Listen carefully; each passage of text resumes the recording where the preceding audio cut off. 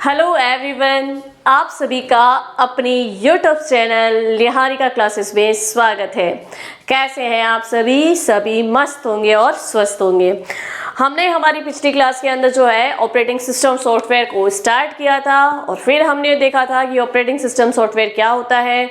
Operating system software एक ऐसा software है जो कंप्यूटर के सभी कार्यों को संचालित करता है, यानी कि सभी कार्यों को जो है ऑपरेट करता है, सभी कार्यों को नियंत्रित करता है यानी कंट्रोल करता है। यानी हम कह सकते हैं कि कंप्यूटर के सभी कार्य जो है वो किस पे डिपेंड है, वो है ऑपरेटिंग सिस्टम सॉफ्टवेयर पे। फिर उसके बाद में हमने देखा था कि ऑपरेटिंग सिस्टम सॉफ्टवेयर होते कितने प्रकार के हैं।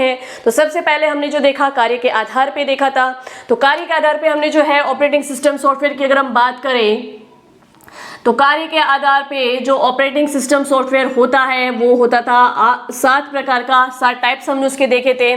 तो जैसे कि हमने उसके अंदर देखा था कि सबसे पहले हमने बात की थी बैच ऑपरेटिंग सिस्टम की। तो बैच ऑपरेटिंग सिस्टम जिसमें जो है कंप्यूटर को कार्य जो है बैच के रूप में बनाकर काम करने के लिए कहा जाता था। नेक्स्ट हमने पढ़ा था टाइम शेयरिंग ऑपरेटिंग सिस्टम, ठीक है, जिसमें टाइम शेयर एक काम को करने के लिए टाइम डिसाइड किया गया होता था। Time sharing operating system, embedded operating system, विशेष रूप से एक ही कार्य को करने वाले operating system, real time operating system, वास्तविक समय पर रियल टाइम ऑपरेटिंग सिस्टम, वास्तविक समय पर करने वाले ऑपरेटिंग सिस्टम जो कि रियल टाइम ऑपरेटिंग सिस्टम थे। उसके बाद में हमने पढ़ा था कि जैसे कि मल्टी प्रोसेसिंग, मल्टी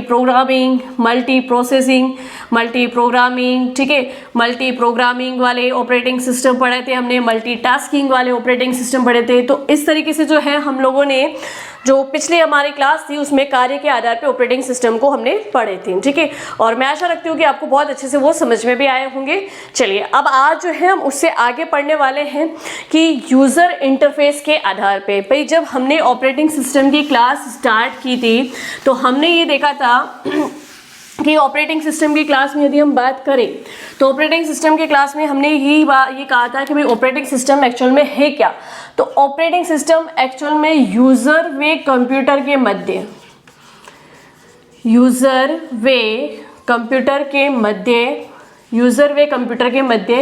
इंटरफेस का कार्य, यूजर व कंप्यूटर के मध्य इंटरफेस का कार्य करता है, ठीक है। तो अब जो आज हम टाइप्स पढ़ने वाले हैं यूजर इंटरफेस के आधार पे, है ना, कि यूजर इंटरफेस के आधार पे जो है ये ऑपरेटिंग सिस्टम कितने टाइप्स के होते हैं। तो नेक्स्ट जो आज हम स्टार्ट करने वाले हैं दूसरा टाइप, तो यूजर इंटरफेस के आधार पे, यूजर इंटरफेस के आधार पर ऑपरेटिंग सिस्टम जो होते हैं वो होते हैं 2 टाइप के। अब 2 टाइप्स कौन कौन से हैं? तो देखो भाई 2 टाइप्स जो होते हैं वो होते हैं, एक तो कैरेक्टर यूजर इंटरफेस जिसे हम कहते हैं CUI बेस्ड, एक होता है ग्राफिकल यूजर इंटरफेस जिसे हम कहेंगे GUI बेस्ड, ठीक है। तो एक तो होता है CUI बेस्ड और एक आपके होगा GUI बेस्ड, ठीक है।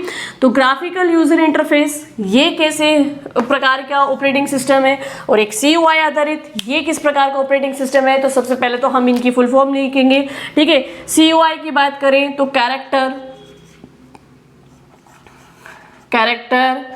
यूजर इंटरफेस,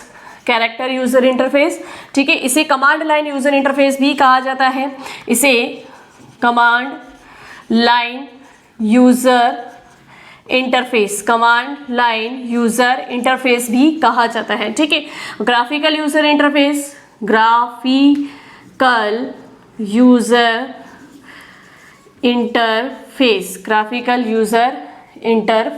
ठीक है। चलिए तो अब ये देखेगा कि जो ये 2 प्रकार हम देख रहे हैं यूजर इंटरफेस के आधार पे कि भाई यूजर किस तरीके से अपनी बात जो है कंप्यूटर को पहुंचाएगा, ठीक है। यूजर द्वारा अपनी बात कंप्यूटर तक कैसे पहुंचाई जाएगी या कंप्यूटर द्वारा वापस अपनी बात यूजर तक कैसे पहुंचाई जाएगी, उसी को कहते हैं इंटरफेस, ठीक है। उसी को कहते हैं यूजर और कंप्यूटर के बीच में संचार। और उसके आधार पर अगर हम देखें तो ये जो है यूजर इंटरफेस के आधार पर ऑपरेटिंग सिस्टम होता है 2 प्रकार का, CUI और GUI। अब CUI इसके नाम से ही हमें आइडिया लग रहा है, इसके नाम से ही हमें पता चल रहा है कि भाई अगर यूज़र कंप्यूटर को कोई भी निर्देश कमांड देकर करे या मतलब कैरेक्टर से कुछ लिख कर करे तब तो वो CUI बेस्ड इंटरफेस कहलाएगा। और अगर किसी ग्राफिक यानी किसी चित्र के माध्यम से अपनी बात कंप्यूटर तक समझाए तो फिर वो GUI आधारित कहलाएगा। जैसे कि आप अपने मोबाइल में, अगर आपके मोबाइल में कोई मैसेज आया है तो आप क्या करते हैं, डायरेक्ट उस मैसेज वाले आइकन पे जाके क्लिक करके उसको देख लेते हैं। आपने कहाँ पर मोबाइल को बोला कि भाई मुझे ये मैसेज ओपन करके दिखाओ, आपने बोल के थोड़ी कोई करा, या कुछ लिख कर या कुछ टाइप करके थोड़ी आपने मैसेज को मतलब खोलने के लिए मतलब दिखाने के लिए बोला है। इधर कैरेक्टर यूजर की मैं बात करूं तो इसमें आपको कोई कमांड देनी पड़ेगी। जैसे अगर आपको मैसेज है तो आपको यहाँ पे लिखना पड़ेगा ओपन मैसेज, ठीक है, ओपन मैसेज, ठीक है, आपको ये कमांड देनी पड़ेगी। तो अगर यूज़र कोई कमांड देकर कोई कैरेक्टर टाइप कर कंप्यूटर से कार्य करवा रहा है तो इसका मतलब वो कैरेक्टर यूज़र इंटरफेस है, कमांड लाइन इंटरफेस है, ठीक है। और अगर डायरेक्ट चित्र को देखकर हम जो है ग्राफिक को देखकर उस पर क्लिक करके अगर हम हमारे कंप्यूटर से काम करवा रहे हैं तो फिर वो ग्राफिकल यूज़र इंटरफेस है, ठीक है भाई। ये ग्राफिकल यूज़र इंटरफेस जब से आया है ना तब से ही तो देखो कि छोटे छोटे बच्चे जो है मोबाइल में बहुत ज़्यादा एक्सपर्ट हो गए, बड़ों से भी ज़्यादा एक्सपर्ट तो छोटे बच्चे हो गए मोबाइल में। आज छोटे छोटे बच्चों को पता होता है यूट्यूब कैसे खुलता है, व्हाट्सअप कैसे खुलता है, मतलब गेम कैसे चलाए जाते हैं, गेम डाउनलोड कैसे किए जाते हैं, सब कुछ छोटे बच्चों को आता है। क्योंकि जो एंड्रॉयड है, एंड्रॉयड में भी जो है ये ग्राफिकल यूज़र इंटरफेस जो है ये ऑपरेटिंग सिस्टम काम कर रहा है ताकि जिससे बच्चों को भी समझने में भी आसानी हो गई है ना। तो GUI आधारित जब से हमारा ये आया है तब से जो है कंप्यूटर में काम करना और भी ज़्यादा आसान हो गया है, ठीक है। तो यहाँ पर हम ऐसे लिखेंगे इनके लिए कि ऐसा ऑपरेटिंग सिस्टम जिसमें यूज़र को कंप्यूटर को दिए जाने वाले निर्देश जिसमें यूज़र द्वारा कंप्यूटर को दिए जाने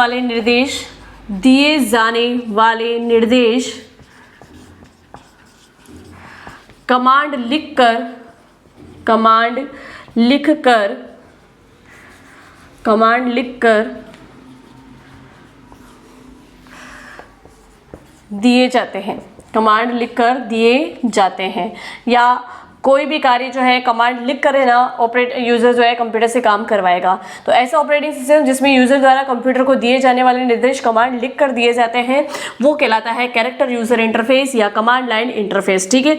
अब ऐसा जो है ऑपरेटिंग सिस्टम कौन सा है तो भाई MS-DOS जो है वो एक प्रकार का कैरेक्टर यूज़र इंटरफेस है। कैरेक्टर यूज़र इंटरफेस पे आधारित जो है ऑपरेटिंग सिस्टम है। ग्राफिकल यूज़र इंटरफेस की बात करें तो यहाँ पर हम लिखेंगे कि इसमें यूज़र ग्राफिक या चित्र के माध्यम से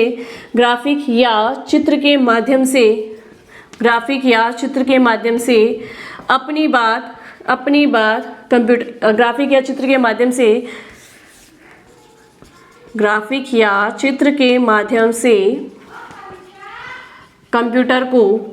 कंप्यूटर को निर्देश देता है, ठीक है। तो ये आपको ध्यान रखना है कि ग्राफिकल यूज़र इंटरफेस क्या है। जैसे इसकी अगर हम बात करें तो जैसे कि हमारा एंड्रॉयड में जो ऑपरेटिंग सिस्टम है वो ग्राफिकल यूज़र ऑपरेटिंग सिस्टम है। लाइक जितनी भी विंडो ऑपरेटिंग सिस्टम सारे के सारे किस में आएंगे भाई, ये इसी के अंदर आएंगे, ठीक है। तो विंडो, एंड्रॉयड, ठीक है, ये सारे ग्राफिकल यूज़र इंटरफेस पे आधारित हैं। चलिए, तो यहाँ पर जो है हम लोगों ने यूज़र इंटरफेस के आधार पर ऑपरेटिंग सिस्टम के टाइप्स देख लिए हैं। अब आगे हम बात करते हैं कि एक टाइम में कितने यूज़र जो है एक ऑपरेटिंग सिस्टम पे काम कर सकता है।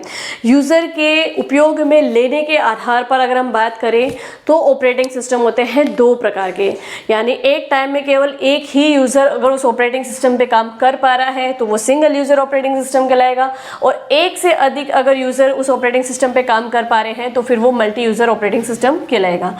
तो चलिए, यहाँ पर हम जो है अब आगे एक नेक्स्ट जो बात करने वाले हैं वो बात करने वाले हैं यूज़र उपयोगिता के आधार पर ऑपरेटिंग सिस्टम। यूज़र उपयोगिता के आधार पर ऑपरेटिंग सिस्टम, ठीक है। चलिए, तो देखिएगा अब हम जो बात कर रहे हैं वो बात कर रहे हैं यूज़र उपयोगिता के आधार पर। यूज़र उपयोगिता के आधार पर, यूज़र उपयोगिता के आधार पर ऑपरेटिंग सिस्टम, ठीक है। यूज़र उपयोगिता के आधार पर ऑपरेटिंग सिस्टम की बात करें तो एक होता है single user operating system, single user operating system, और एक होता है multi user operating system, multi user operating system, ठीक है। तो देखो सिंगल यूज़र ऑपरेटिंग सिस्टम की बात करें तो यानी कि एक समय में केवल एक ही यूज़र जो है उस ऑपरेटिंग सिस्टम पे काम कर सकता है, ठीक है। अलग अलग यूज़र जो है उस ऑपरेटिंग सिस्टम का यूज़ नहीं कर सकते। तो जैसे कि यहाँ पर आप लिखोगे कि एक समय में केवल एक ही यूज़र, एक समय में केवल एक ही यूज़र ऑपरेटिंग सिस्टम का उपयोग कर सकता है, ठीक है। तो उपयोग कर सकता है, तो ऐसे जो ऑपरेटिंग सिस्टम होते हैं वो कहलाते हैं सिंगल यूज़र ऑपरेटिंग सिस्टम। और ऐसे सिंगल यूज़र ऑपरेटिंग सिस्टम में हम बात करें तो MS DOS जो है वो एक प्रकार का सिंगल यूज़र ऑपरेटिंग सिस्टम है, ठीक है।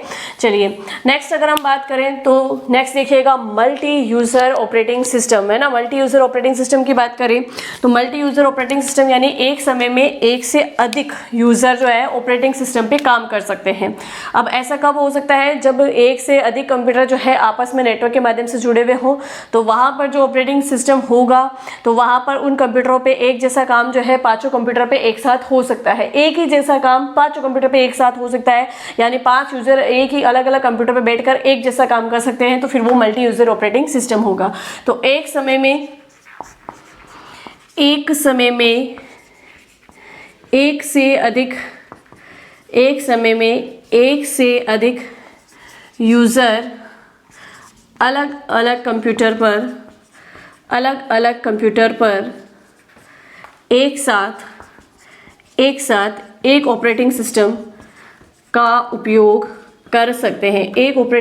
उपयोग कर सकते हैं, तो ऐसे ऑपरेटिंग सिस्टम जो है वो क्या कहलाएंगे, वो कहलाएंगे आपके मल्टी यूज़र ऑपरेटिंग सिस्टम। तो चलिए यहाँ पर जो है हम लोगों ने ऑपरेटिंग सिस्टम के टाइप्स को देख लिया है। ऑपरेटिंग सिस्टम के टाइप्स को हमने पर्टिकुलरली जो है 3 भागों में बांट के पढ़ा है। कार्य के आधार पर ऑपरेटिंग सिस्टम कौन से होते हैं, फिर हमने देखा यूज़र इंटरफेस के आधार पर ऑपरेटिंग सिस्टम कितने प्रकार के होते हैं, उसके बाद में हमने देखा कि यूज़र की उपयोगिता के आधार पर कि भी कितने यूज़र एक साथ ऑपरेटिंग सिस्टम का उपयोग कर सकते हैं, उसके आधार पर हमने जो है ऑपरेटिंग सिस्टम के टाइप्स देखे। चलिए अब इससे आगे हम बात करते हैं। तो भाई ऑपरेटिंग सिस्टम जो कि हमने कंप्लीटली पढ़ लिया है, तो ऑपरेटिंग सिस्टम के मेन कार्य क्या है। ऑपरेटिंग सिस्टम के कार्य की अगर हम बात करें तो देखो कि ऑपरेटिंग सिस्टम के कार्य, अब हमें देखना है कि ऑपरेटिंग सिस्टम के कार्य क्या क्या हो सकते हैं, और फिर हम देखेंगे कुछ मोस्ट इंपॉर्टेंट जो ऑपरेटिंग सिस्टम हैं जिनके क्वेश्चंस एग्जाम में आते हैं, तो उनके बारे में हम थोड़ा चर्चा करेंगे। चलिए तो हम सबसे पहले देख रहे हैं ऑपरेटिंग सिस्टम के कार्य। ऑपरेटिंग सिस्टम के कार्य, अगर ऑपरेटिंग सिस्टम के कार्य की बात करें तो भाई सारे कंप्यूटर के सारे कार्य संचालित कौन करता है, सारे कार्य ऑपरेट कौन करता है, ऑपरेटिंग सिस्टम ही करता है। तो जैसे कि मैं अगर बात करूं यहाँ पे फाइल मैनेजमेंट, तो फाइल मैनेजमेंट का कार्य भी कौन करेगा भाई, हम जो है यहाँ पर एक एक वर्ग को लिखते हैं। तो फाइल मैनेजमेंट का काम करता है ऑपरेटिंग सिस्टम। फाइल मैनेजमेंट का कार्य किसका है भाई, ऑपरेटिंग सिस्टम का है। जैसे हम अगला कोई काम बताएं तो अगला जैसे कि मेमोरी मैनेजमेंट का काम भी कौन करता है भाई, मेमोरी मैनेजमेंट का काम भी जो है ऑपरेटिंग सिस्टम ही करता है। फाइल मैनेजमेंट की बात करें तो फाइल जो है जब सेव की जाती है तो फाइल जो है किस जगह किस लोकेशन पे जाके सेव होगी, ठीक है ना, और जिस लोकेशन पे जाके सेव है तो वहाँ पर सुरक्षित रहेगी। ये सारा काम कौन संभालता है, ये सारा काम संभालता है ऑपरेटिंग सिस्टम संभालता है, ठीक है। तो फाइल मैनेजमेंट का कार्य हो गया मतलब फाइल को सेव, फाइल बनाना, फाइल को सेव करना, फाइल को ओपन करना, फाइल को रीनेम करना, फाइल को फिर से सेव करना, सेवेज करना, ये सारे काम, और किस लोकेशन पे सेव करना है, ये सब काम संभालने वाला कौन है भाई, ऑपरेटिंग सिस्टम है। तो फाइल मैनेजमेंट का कार्य हो गया। मेमोरी मैनेजमेंट की बात करें तो जैसे कि है कि रैम मेमोरी में जो है अस्थायी डाटा होता है, जबकि रोम मेमोरी में स्थायी डाटा होता है। रोम से स्थायी डाटा को जो है हार्डवेयर तक पहुंचाना है ना, और इनपुट डिवाइस के द्वारा जो डाटा आ रहा है उसको जो है रैम तक लेके आना, मतलब ये सारा काम भी कौन संभालता है, ये सारा काम संभालता है ऑपरेटिंग सिस्टम सॉफ्टवेयर। और जो है रैम में आए हुए डाटा को जो है CPU तक भेजना, CPU से प्रोसेस किए गए डाटा को रोम तक भेजना, ये सब काम भी किसके कारण से हो पा रहा है, ये सारे काम जो है वो ऑपरेटिंग सिस्टम सॉफ्टवेयर के कारण ही हो पा रहे हैं। और मेमोरी मैनेजमेंट में एक चीज़ और समझ सकते हैं कि भाई रोम जो है, इस रोम पर होते हैं बायोस प्रोग्राम। कौन से प्रोग्राम होते हैं भाई? BIOS program, basic input output system. ठीक है, आपका जैसे ही कंप्यूटर आप ऑन करते हो तो रोम में स्थित इन प्रोग्राम को ऑपरेटिंग सिस्टम क्या करता है? ऑपरेट करना शुरू करता है। तो ये जो basic input output system program होता है, ये सारी इनपुट व आउटपुट डिवाइस को चेक करता है कि वो सही रूप से कार्य कर रही है या नहीं कर रही है। ये सारे काम जो है बायोस ही चेक करता है, मतलब ऑपरेटिंग सिस्टम के माध्यम से बायोस द्वारा चेक किए जाते हैं। तो यहाँ पर जो है मेमोरी मैनेजमेंट का काम भी किसका है भाई? ऑपरेटिंग सिस्टम सॉफ्टवेयर का है। नेक्स्ट अगर मैं बात करूँ तो डिवाइस मैनेजमेंट का काम, डिवाइस मैनेजमेंट का काम भी किसका है भाई? डिवाइस मैनेजमेंट का काम भी आपके ऑपरेटिंग सिस्टम सॉफ्टवेयर का है। ठीक है, प्रोसेसिंग मैनेजमेंट का काम कि भाई सीपीयू अच्छे ढंग से सारे कार्यों को प्रोसेस करे, तो प्रोसेसिंग मैनेजमेंट का काम भी किसका है भाई? प्रोसेसिंग मैनेजमेंट का काम भी सॉफ्टवेयर का है। रैम से समय समय पर जो है डाटा को प्रोसेस करने के लिए सीपीयू के पास भेजना, सीपीयू द्वारा प्रोसेस डाटा को रोम के पास भेजना, ये सारा मैनेजमेंट भी कौन देखता है? ये आपके ऑपरेटिंग सिस्टम सॉफ्टवेयर ही देखता है। ठीक है, तो फाइल मैनेजमेंट का कार्य ऑपरेटिंग सिस्टम का है, मेमोरी मैनेजमेंट का है, प्रोसेसिंग मैनेजमेंट का है, डिवाइस मैनेजमेंट का है। नेक्स्ट हम बात करें तो इनपुट आउटपुट मैनेजमेंट का है, input output management, input output management का काम भी किसका है भाई? आपके ऑपरेटिंग सिस्टम सॉफ्टवेयर का है। चलिए नेक्स्ट अगर हम बात करें तो कंप्यूटर को स्टार्ट करने से लेकर सभी हार्डवेयर से काम करवाने, कंप्यूटर को स्टार्ट करने से लेकर सभी हार्डवेयर से कार्य करवाने का कार्य भी किसका है भाई? आपके ऑपरेटिंग सिस्टम का है। या यूँ कह दो कि जितनी भी हार्डवेयर है वो सारी हार्डवेयर जो है ऑपरेटिंग सिस्टम के कंट्रोल में ही है। ऑपरेटिंग सिस्टम के कंट्रोल में होने के कारण ही जो है ये ऑपरेटिंग सिस्टम के आदेश पे ही जो है ये सारी हार्डवेयर काम करना शुरू करती है। ठीक है, तो ये जो है हम लोगों ने ऑपरेटिंग सिस्टम के मेन कार्य को भी देख लिया है। तो इनसे रिलेटेड भी कोई प्रश्न जो है एग्जाम में आ सकता है। ठीक है, चलिए अब हम देखते हैं कुछ इंपॉर्टेंट जो है ऑपरेटिंग सिस्टम के उदाहरण, जिनको बेसिकली जो है उनसे रिलेटेड क्वेश्चंस आते हैं, जैसे MS DOS हुआ, जैसे लाइनेक्स हुआ, जैसे यूनिक्स हुआ।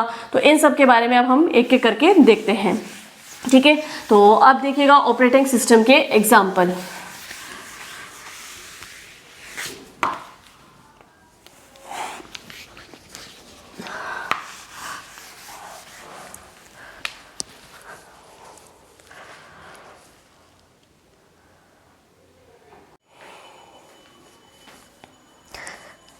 तो देखिएगा कि अब जो है कुछ ऑपरेटिंग सिस्टम के हम जो है उदाहरण देखते हैं। तो देखिएगा ऑपरेटिंग सिस्टम के उदाहरण में सबसे पहले हम बात करते हैं MS DOS। MS DOS किस प्रकार का सॉफ्टवेयर है ना, किस प्रकार का ऑपरेटिंग सिस्टम सॉफ्टवेयर है ना। तो MS DOS जो है सबसे पहले कि भाई सिंगल यूजर ऑपरेटिंग सिस्टम है। सिंगल यूजर का मतलब है कि ऐसा सॉफ्टवेयर है जिस पर एक समय में एक यूजर ही काम कर सकता है। ठीक है, और दूसरा कि ये CUI आधारित है, यानी यूजर इंटरफेस में अगर हम बात करें तो कैरेक्टर यूजर इंटरफेस पर आधारित है, यानी कमांड लाइन वाला है ना। इस पे काम करने के लिए जो है यूजर को कमांड के द्वारा ही कंप्यूटर को निर्देश दिए जा सकते हैं। अब देखिए जैसे माइक्रोसॉफ्ट, इसको बनाया किसने भाई? इसको बनाया माइक्रोसॉफ्ट तथा IBM कंपनी द्वारा 1981 में इसको बनाया गया है। किसको बनाया गया है भाई? MS DOS जो है ऑपरेटिंग सिस्टम, उसको बनाया गया है। पर्सनल कंप्यूटर में, PC यानी पर्सनल कंप्यूटर में स्थापित माइक्रोसॉफ्ट का प्रथम OS है। ये इंपॉर्टेंट है, इसको लेके क्वेश्चन आया हुआ है, ये आपको याद रखना है कि भाई पर्सनल कंप्यूटर में स्थापित माइक्रोसॉफ्ट को प्रथम ऑपरेटिंग सिस्टम कौन सा है? तो वो है आपका कौन सा? MS DOS है। ठीक है, चलिए नेक्स्ट देखिए। नेक्स्ट हम बात करें तो लाइनेक्स भी एक प्रकार का जो है ऑपरेटिंग सिस्टम सॉफ्टवेयर है। लेकिन ये किस प्रकार का ऑपरेटिंग सिस्टम सॉफ्टवेयर है? ये open source operating system software है। Open source operating system software किसको कहेंगे? कि भाई ऐसे सॉफ्टवेयर जिसमें जो है इनके सोर्स कोड भी जो है मुफ्त में दिए जाते हैं, तो वो वाले सॉफ्टवेयर जो होते हैं वो कहलाते हैं open source operating system software. ठीक है, इसको जो है 1991 में, इसका आविष्कार 1991 में लिनस टोरवाल्ड द्वारा किया गया था। किसके द्वारा किया गया था भाई? लिनस टोरवाल्ड द्वारा किया गया था। ये एक प्रकार का मल्टी यूजर ऑपरेटिंग सिस्टम है। किस प्रकार का ऑपरेटिंग सिस्टम है? ये एक प्रकार का मल्टी यूजर ऑपरेटिंग सिस्टम है। चलिए नेक्स्ट अगर हम बात करें तो नेक्स्ट देखिएगा यूनिक्स की बात करें तो यूनिक्स एक प्रकार का ऑपरेटिंग सिस्टम है।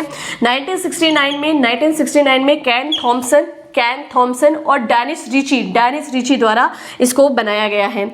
ये ऐसा सॉफ्टवेयर है जो असेंबली भाषा में, असेंबली भाषा अभी आगे हम पढ़ेंगे जब नया प्रोग्रामिंग लैंग्वेजेस हम पढ़ेंगे, तो सभी प्रोग्रामिंग लैंग्वेजेस में हम देखेंगे कि भाई निम्न स्तरीय भाषाएं कौन सी है, उच्च स्तरीय भाषाएं कौन सी है, वहाँ हम चर्चा जरूर करेंगे ना। तो असेंबली भाषा जो होती है वो एक निम्न स्तरीय भाषा है। तो सबसे पहले असेंबली भाषा में लिखा गया ऑपरेटिंग सिस्टम कौन सा है, तो वो है यूनिक्स ऑपरेटिंग सिस्टम, है ना। ठीक है, तो ये सर्वप्रथम असेंबली भाषा में लिखा गया, लेकिन बाद में 1973 में दोबारा इसको सी प्रोग्रामिंग भाषा में लिखा गया। कौन सी भाषा में? सी प्रोग्रामिंग भाषा। तो सी प्रोग्रामिंग भाषा तो एक प्रकार की हाई लेवल लैंग्वेज है, जबकि असेंबली एक लो लेवल लैंग्वेज है। ठीक है, तो और ये जो यूनिक्स है ये ओपन सोर्स सॉफ्टवेयर है। किस प्रकार का सॉफ्टवेयर है भाई? ओपन सोर्स सॉफ्टवेयर है, जिसको मतलब है ना खरीदते समय इसका सोर्स कोड भी साथ में दिया जाता है। नेक्स्ट बात करें हम Macintosh operating system. Macintosh operating system Apple company द्वारा बनाया गया है। इसको 24 जनवरी 1984 में, 24 जनवरी 1984 यानी 1984 में ना, 1984 में विकसित एप्पल कंपनी का ये मैक ओएस मतलब जो है मैक ओएस एक प्रकार का ऑपरेटिंग सिस्टम है। ठीक है, चलिए नेक्स्ट बात करें तो ये जो है मैक ओएस ऑपरेटिंग सिस्टम, इसको पहले मतलब जब ये एप्पल कंपनी द्वारा बनाया गया तो इसको जो है ग्राफिकल यूजर इंटरफेस पर आधारित बनाया गया है। किस पे बनाया गया है? ग्राफिकल यूजर इंटरफेस पर आधारित बनाया गया है। चलिए नेक्स्ट हम बात करें एंड्रॉइड। तो जो भी हमारे एंड्रॉइड मोबाइल में ऑपरेटिंग सिस्टम चल रहे हैं वो सब के सब कौन से हैं? एंड्रॉइड ऑपरेटिंग सिस्टम है। कब बनाया गया भाई? 23 दिसंबर 2008 को, 23 दिसंबर 2008 को बनाया गया। किसके द्वारा? गूगल कंपनी के द्वारा। किसके द्वारा? गूगल कंपनी के द्वारा। ठीक है, ये भी एक प्रकार का एंड्रॉइड जो है वो भी एक प्रकार का open source operating system software है। ठीक है, चलिए तो जो मेन ऑपरेटिंग सिस्टम थे जिनको लेके क्वेश्चंस आते हैं एग्जाम पे, उन पे हमने चर्चा करी है। देखिए इन पांचों को आपको बहुत अच्छे से याद रखना है। एंड्रॉइड का आपको उपयोग पता ही है कि आज के टाइम में जो है हम लोग टच स्क्रीन में, स्मार्ट वॉच में, है ना, टैब कैलकुलेटर में, इनमें सब में हम जो है एंड्रॉइड का बहुत यूज़ कर रहे हैं, एंड्रॉइड ऑपरेटिंग सिस्टम का बहुत उपयोग कर रहे हैं। तो चलिए कि आज जो है हम लोगों ने ऑपरेटिंग सिस्टम से संबंधित जो उसके और कार्य मतलब और जो प्रकार बच गए थे उनको हमने देखा, यूज़र इंटरफेस के आधार पर देखा, यूज़र उपयोगिता के आधार पर देखा। फिर हमने देखे कि ऑपरेटिंग सिस्टम के कार्य क्या होते हैं, उनके बारे में हमने बात करी, और साथ ही साथ में हमने देखे कुछ महत्वपूर्ण ऑपरेटिंग सिस्टम। चलिए तो हम मिलते हैं फिर से हमारी नेक्स्ट क्लास के अंदर, और नेक्स्ट क्लास में हम पढ़ेंगे और आगे ऑपरेटिंग सिस्टम के बारे में। ठीक है, तब तक के लिए पढ़ते रहिए, बढ़ते रहिए और अपनी तैयारी को ऐसे ही मजबूत करते रहिए। Thank you.